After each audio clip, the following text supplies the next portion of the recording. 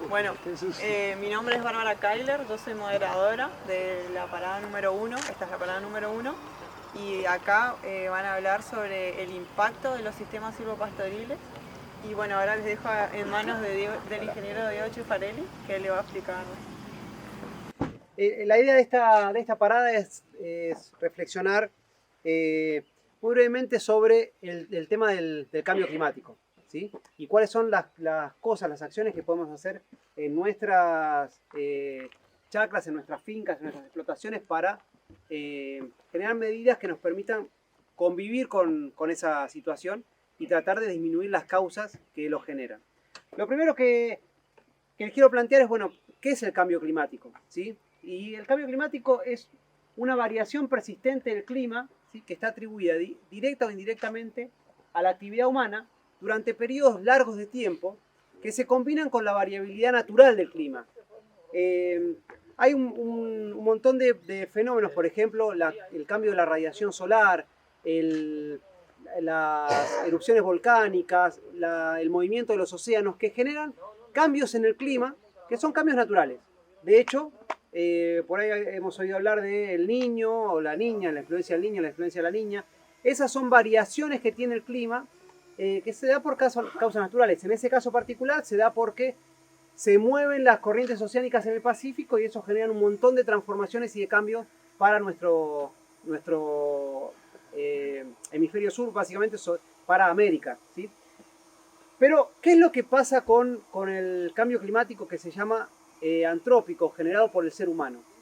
Estamos desde hace ya varios años lanzando toda una serie de gases, ¿sí?, propios de la producción y de la industria, que hacen que el planeta, ¿sí?, que la atmósfera del planeta Tierra aumente su temperatura. Esos gases que se llaman gases de efecto invernadero y que son principalmente dióxido de carbono, metano y óxido nitroso, están haciendo que la temperatura del planeta se aumente. Es lo que se llama el efecto invernadero.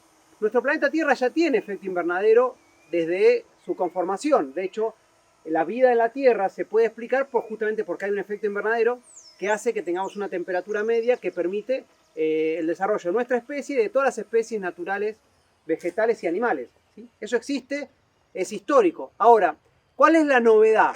La novedad es que con la época industrial, con la emisión de estos gases, estamos haciendo que ese efecto invernadero aumente.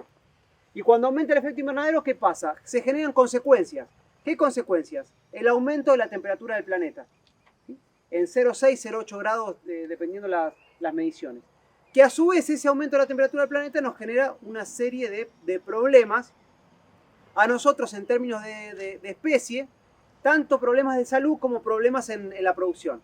Yo acá les dejo en este panel algunos de los problemas que aparecen con el cambio climático, ¿sí?, las consecuencias que vamos a llamar del cambio climático.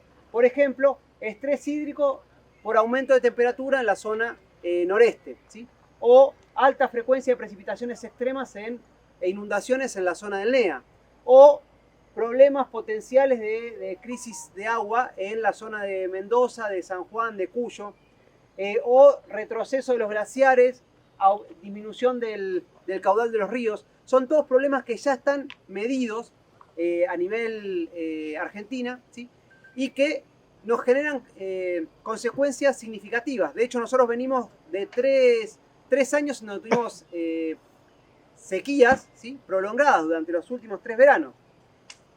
Y hablando con los productores, a veces los productores me dicen, sí, pero Diego, pero siempre hubo sequías. Y es cierto, los más antiguos pueden acordarse, ¿no? En el 60 y pico hubo una sequía, o una lluvia torrencial, o una granizada. Y eso es cierto, pero ¿cuál es la novedad con el cambio climático? Que esos fenómenos, ¿sí?, que llamamos fenómenos meteorológicos extremos, se hacen más frecuentes y más intensos. Entonces tenemos que prepararnos para esa situación. ¿Y cómo nos preparamos? Y en principio tenemos que tratar de disminuir las causas que lo generan. Y ahí es donde tenemos que ir a ver cuáles son, qué es lo que genera ese fenómeno. Son las emisiones de gases de efecto invernadero. ¿Qué emisiones? Como decíamos, dióxido de carbono, metano y óxido nitroso. De hecho, fíjense en este gráfico que vemos acá, la agricultura genera el 37% de los gases de efecto invernadero. Y principalmente, acá tenemos estos globitos nos muestran qué gas, principalmente metano, y en segunda orden, óxido nitroso. Metano viene principalmente del ganado, óxido nitroso, por ejemplo, viene de los fertilizantes nitrogenados. Entonces, la agricultura es un importante contribuidor o emisor de gases de efecto invernadero. No obstante, los que más emiten es el sector de energía. La energía, la quema de combustibles fósiles para la industria, para los autos, etc., genera el 53% de esos gases de efecto invernadero, ¿sí? Principalmente dióxido de carbono. Pero esta es una parte sola de la cuestión, y acá es donde es interesante pensar esto. Porque una cosa son las emisiones, ¿sí? Y otras cosas son las capturas. Nuestro sector, o sea, el sector agrícola, ganadero, forestal, tiene la capacidad, emite, ¿sí? Pero también tiene la capacidad de capturar carbono, capturar gases de efecto invernadero. ¿Y esto a partir de qué? Y por ejemplo, capturar y estoquear. Capturar es agarrar el dióxido de carbono que está en la atmósfera, estoquearlo es guardarlo en una caja, por ejemplo, el fuste de un árbol. Acá adentro hay un montón de carbono, ¿sí? ¿Cuánto? Muchísimo. Para que se den una idea, una forestación de 700 árboles, o sea, una forestación sin raleo, no silvopastoril, sino una forestación en macizo, puede llegar a tener 600 toneladas de equivalente carbono en su turno de corta. Es un montón. Una vaca puede estar emitiendo 1,37 toneladas, según el inventario de gases de efecto invernadero, por año, ¿sí? Y una hectárea de árboles puede guardar 600 toneladas, ¿sí? ¿Se entiende? O sea, esta es una reserva de carbono muy grande. Entonces, con la reforestación, nosotros podemos capturar y estoquear carbono. Y de hecho, lo importante, con las pasturas y con la materia orgánica, lo mismo. De hecho, lo importante que tenemos que tener en cuenta cuando pensamos en esto, en emisiones y capturas, es el balance. Y ahí es donde se habla, por ejemplo, de carbono neutralidad. ¿Qué es la carbono neutralidad? Es tratar de que las emisiones que yo genero las pueda capturar. Y de hecho, los sistemas silvopastoriles están en una posibilidad muy cierta, hay que medir caso a caso, hay que ver cada una de las explotaciones, pero está en una posibilidad muy cierta de capturar, no solo no emitir, sino capturar, que el balance sea negativo, ¿sí? Un sistema silvopastoril con 100 árboles por hectárea, 120 árboles por hectárea puede estar capturando 300 toneladas de carbono en su turno de corta, ¿sí? Una pastura, si bien acá no tenemos mediciones todavía en Misiones, pero hay mediciones con pasturas similares, que se llaman megatérmicas, en Colombia, por ejemplo, y están hablando de 1,7 toneladas de carbono por año que capturan estas pasturas. Entonces, el balance puede ser más que negativo, o sea, puede ser potencialmente muy, muy interesante a la hora de pensar este esquema. Ahora, bien, el cambio climático es un problema, ¿sí? ¿Qué hacemos al respecto? Y ahí es donde aparecen distintas medidas de respuesta. ¿Qué medidas de respuesta podemos generar? Medidas de mitigación, o sea, esto que yo les decía recién, disminuir emisiones. ¿Qué es la mitigación? Es la intervención, las acciones que me permiten disminuir emisiones y aumentar capturas, ¿sí? Y después medidas de adaptación, que son los ajustes que hacemos en nuestras unidades productivas o en nuestras sociedades para tratar de que los impactos del cambio climático sean lo menos dañinos posible. O sea, si yo sé que va a haber diluvios, y bueno, prepararme para ese diluvio, tratando de, por ejemplo, no poner urbanizaciones al borde de un arroyo que sabes que se te la va a llevar con el diluvio, ¿sí? Son medidas o si sé que va a haber una sequía, prepararme previamente y tener aguadas para capturar agua, cosechar agua y que eso no me genere un problema de muerte de ganado porque no tengo agua. Entonces, esas son las medidas de adaptación. Concretamente, en el campo, ¿qué es lo que podemos hacer? Y bueno, tratar de disminuir emisiones, por ejemplo, aumentando los índices ganaderos.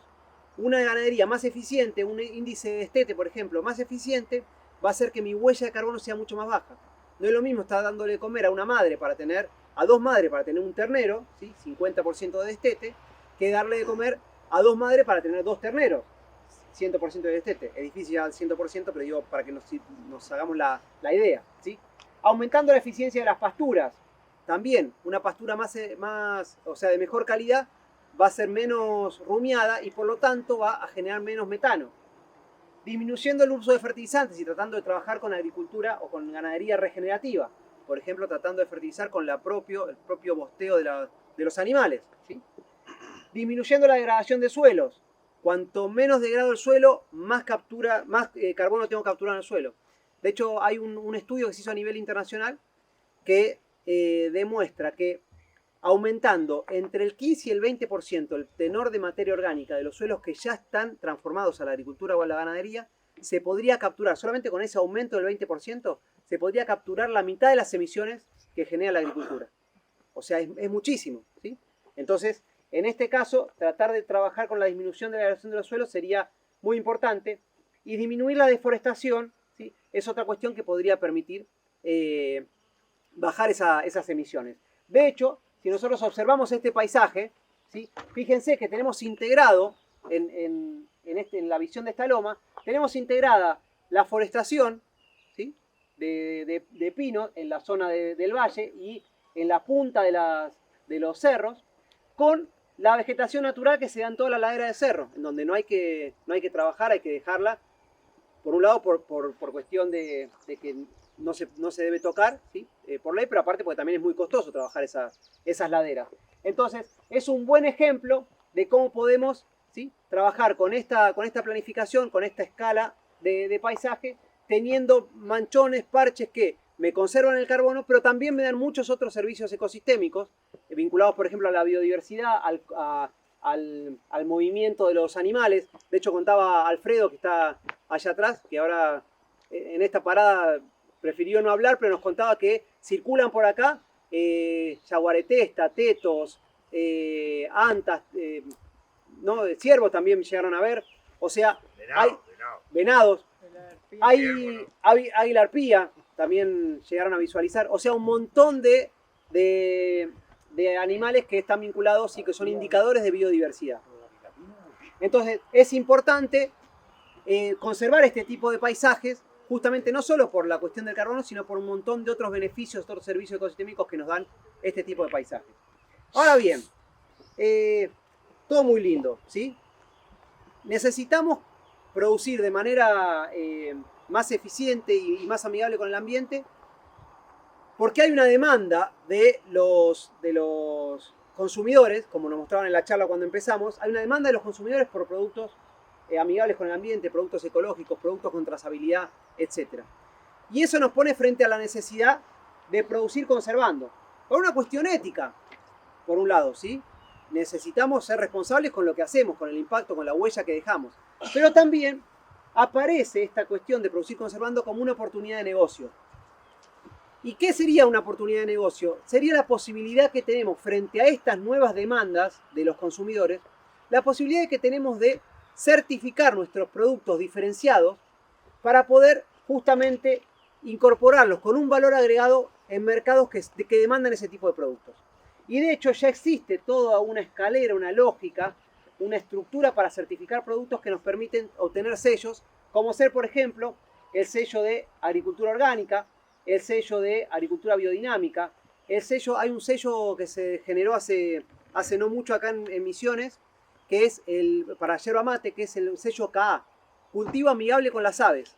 Es una certificación que se hace con sistemas yerbateros, en sistemas agroforestales, que certifican que ese sistema es más amigable con las aves que un sistema de yerba a producción abierta, ¿sí?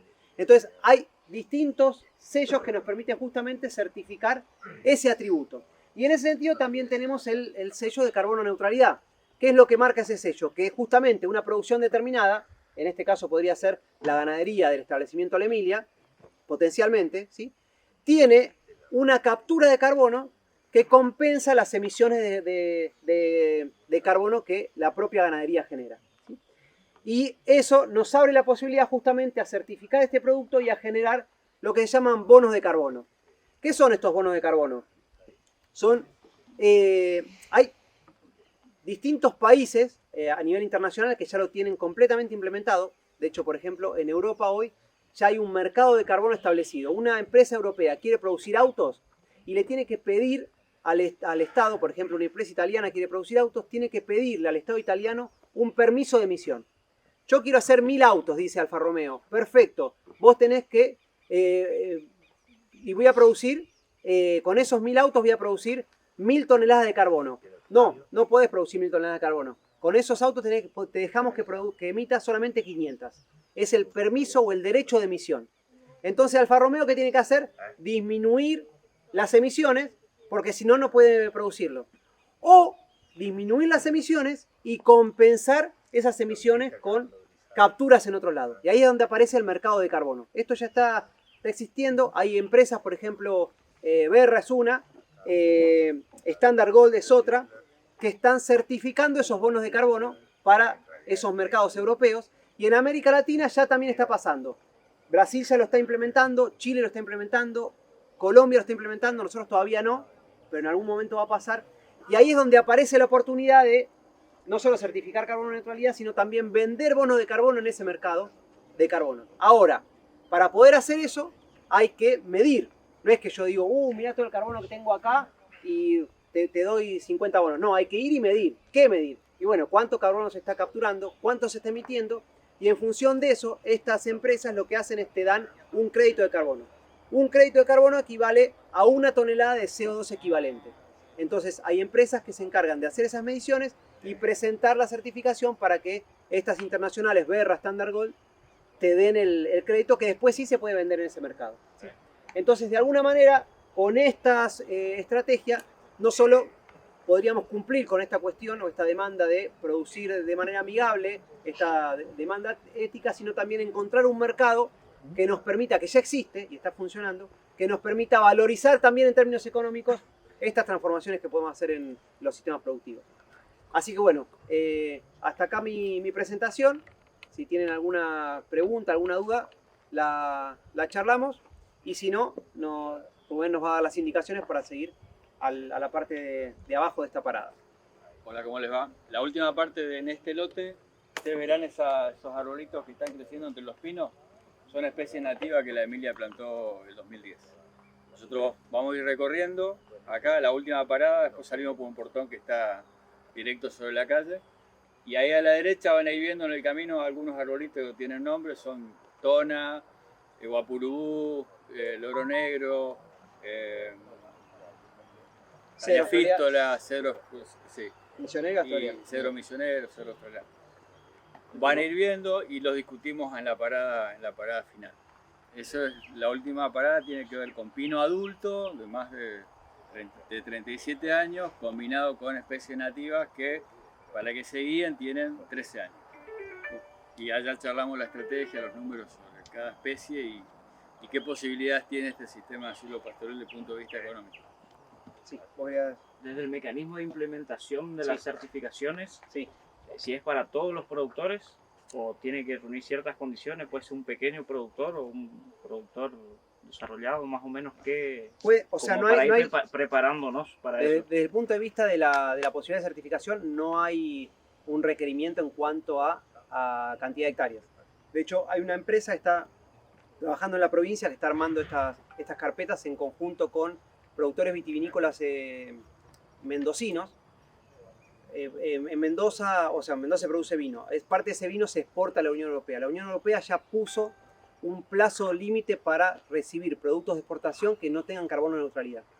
Creo que fue 2030 el máximo que le dieron. Entonces hay productores vitivinícolas, o bodegas vitivinícolas mendocinas, que están viniendo a Misiones a ver si pueden compensar, porque allá es muy difícil, la forestación es difícil, digamos, no, son zonas que apenas tienen valles irrigados y ahí se hace el vino. Entonces están viniendo acá para ver si pueden compensar con bonos de carbono acá.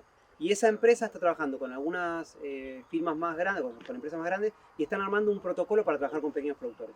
El problema con los pequeños productores es que tienen poca escala y por lo tanto la cantidad de carbono que pueden compensar es menor, pero no hay un requerimiento con respecto a eso. Gracias. Lo que hacen esas empresas es arman la carpeta, te hacen las mediciones y después las presentan a estas certificadoras internacionales como Verra o Standard Gold, son las dos que mayormente operan, para que te certifiquen y te den ese voucher que es el... Gracias.